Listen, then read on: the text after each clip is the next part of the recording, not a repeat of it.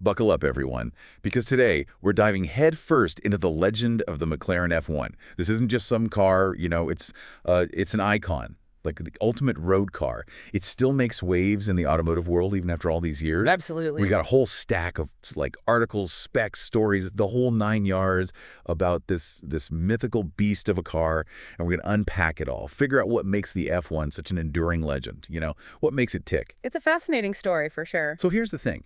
The McLaren F1, it wasn't some, committee-designed, focus-grouped thing. This was the brainchild of one man, Gordon Murray, a genius straight out of Formula One racing. Yeah, a true visionary. Picture this. Murray's, stuck at an airport waiting for a flight, probably bored out of his mind, and he starts sketching on, get this, the back of a napkin.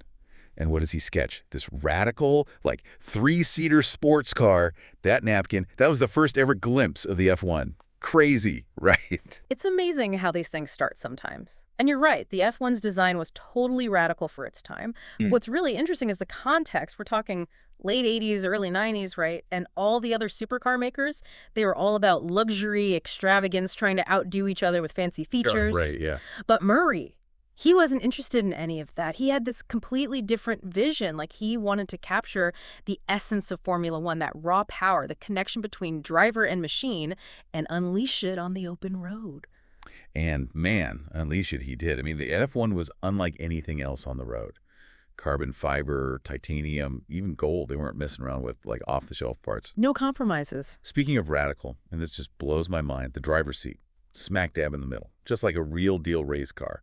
But how often do you see that in a road car? Murray wanted the driver to be right there at the heart of the action, totally immersed in the experience. It might seem like a small thing, that central driving position, but it was absolutely fundamental to Murray's vision for the car. It wasn't just about, mimicking a race car. It was about, physics.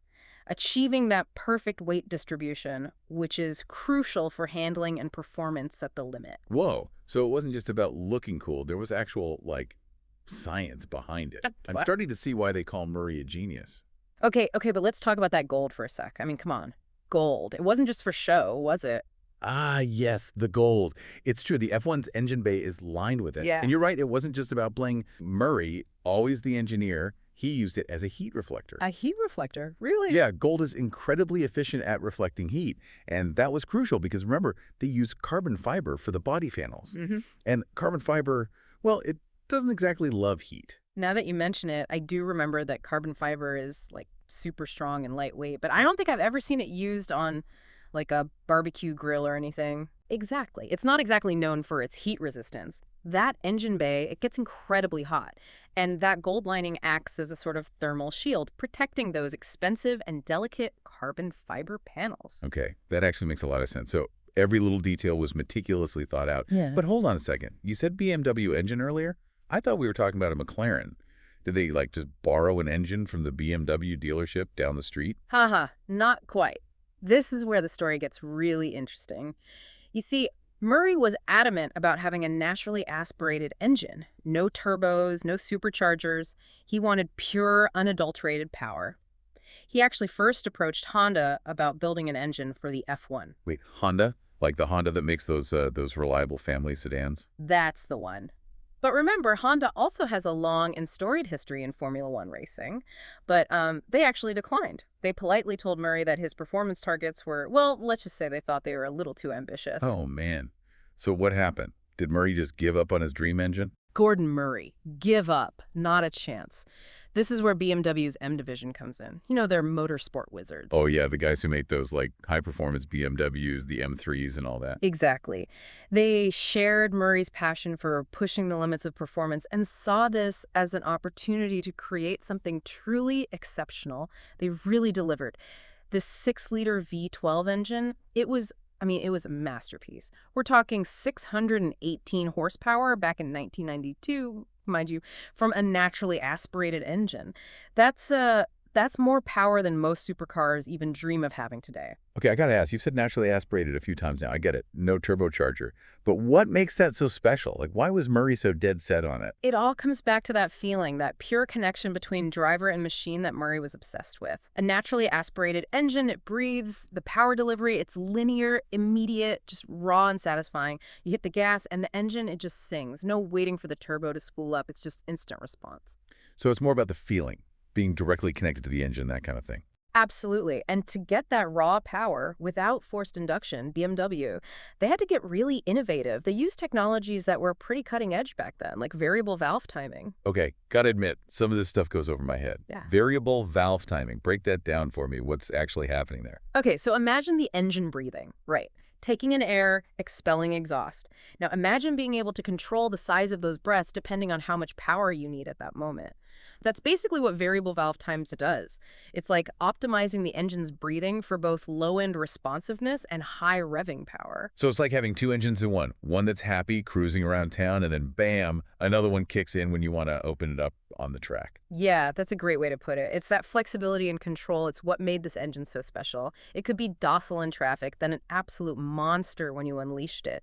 And to make sure all that power got to the right place, BMW, they even used a dry sump lubrication system. A dry sump. Now that's something you usually only see on, like, serious race cars, right? Yeah. You got it. Most road cars use a wet sump. The oil sits in a pan at the bottom of the engine. But a dry sump system, it uses a separate tank and pumps to circulate the oil.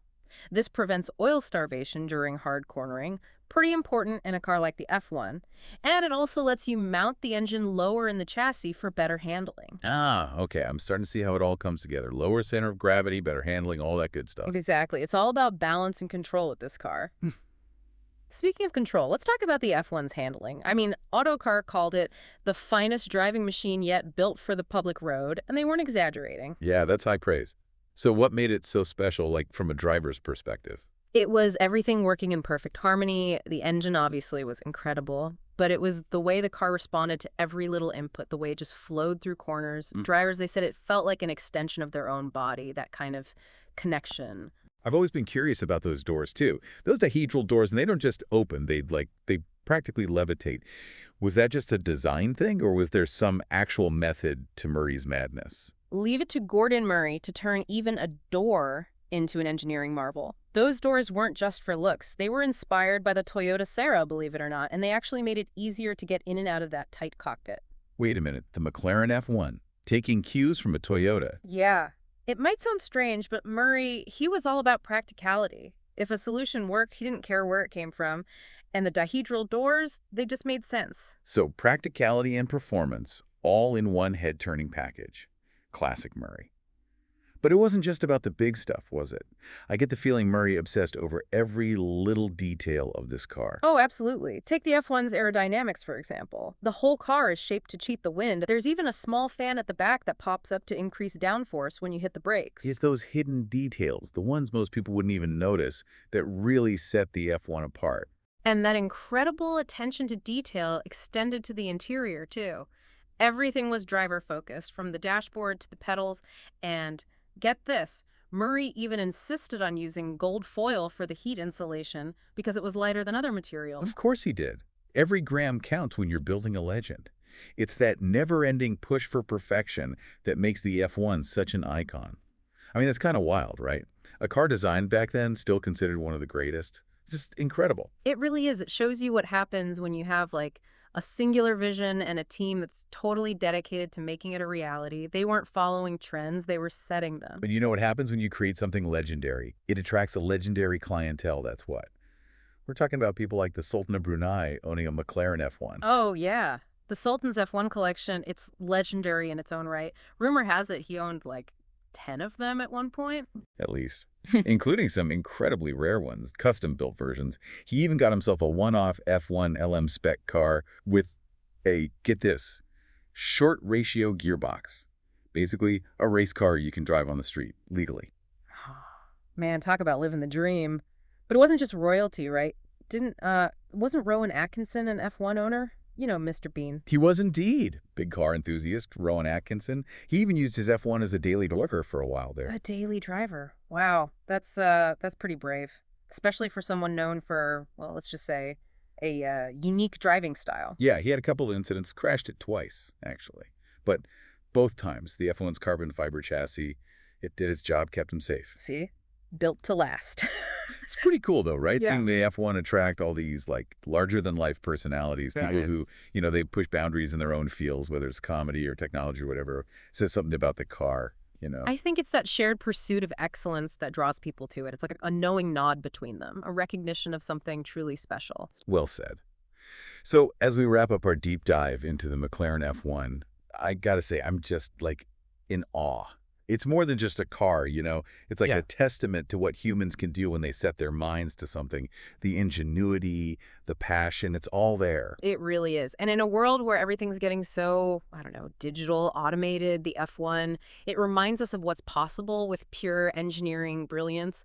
That raw connection between driver and machine, it's timeless. It's a legacy that's going to stick around for a long, long time. Couldn't have said it better myself. And for our listeners, if this deep dive sparked your interest, even a little, don't let that go. Dive in. There's so much out there about the McLaren F1 documentaries, articles, books, you name it. Get lost in the details. You won't regret it. And hey, if you ever get the chance to see an F1 in person, don't even think twice. Just be prepared to have your definition of amazing car completely blown away. Until next time, keep those engines revving, and we'll catch you on the flip side.